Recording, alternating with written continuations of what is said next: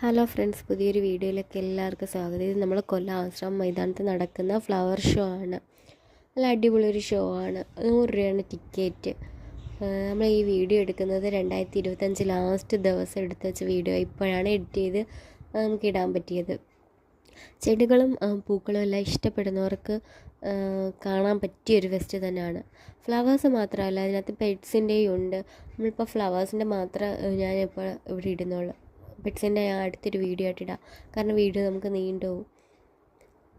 ചെന്ന് കയറുമ്പം തന്നെ നല്ല ഫ്ലവേഴ്സും, അതായത് ഇതാണ്ട് ഓർക്കിഡ് പോലുള്ള ഫ്ലവേഴ്സൊക്കെയാണ് അവർ ഫ്രണ്ടിൽ വെച്ചിരിക്കുന്നത്.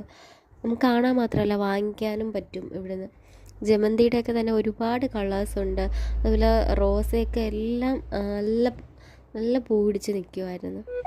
നല്ല സൂപ്പർ ഒരു ഫെസ്റ്റ് തന്നെയായിരുന്നു. നമ്മൾ പോയ സമയത്ത് അധികം തിരക്കും കാര്യങ്ങളും ഒന്നും ഇല്ലായിരുന്നു. അതുകൊണ്ട് തന്നെ നമുക്കെല്ലാം നല്ല ആസ്വദിച്ച് കാണാൻ പറ്റി. തിരക്കൊക്കെ ഉണ്ടെങ്കിൽ നമുക്ക് അധികം ഒന്നും ശ്രദ്ധിക്കാൻ പറ്റത്തില്ല, എല്ലാം നല്ല കണ്ടു പോകാൻ പറ്റത്തില്ല.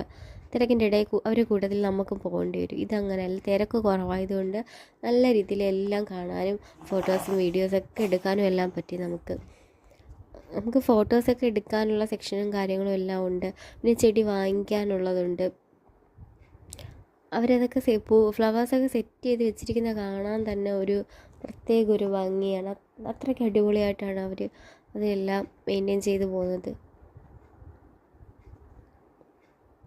കുറേ നേരം നമ്മളതെല്ലാം നടന്ന് നോക്കി. നമ്മൾ വീടുകളിൽ ഉള്ള ചെടി തന്നെ ആയാൽ പോലും അത് എത്ര മനോഹരമായിട്ടാണ് അവർ വെട്ടി ഇതാക്കി വെച്ചിരിക്കുന്നത്.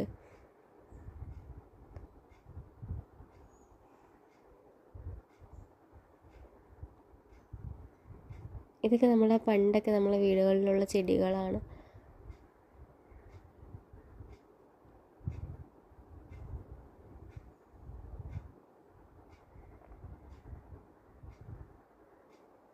ഇത് മുസാന്തയുടെ വേറൊരു ടൈപ്പ് ചെടിയാണ്. നല്ല നല്ല കളറാണ്. നേരിട്ട് കാണാനും നല്ലൊരു ചുമപ്പും പിന്നെ മഞ്ഞ വരുന്നതുണ്ട്, അതിൻ്റെ വെള്ളയുണ്ട്.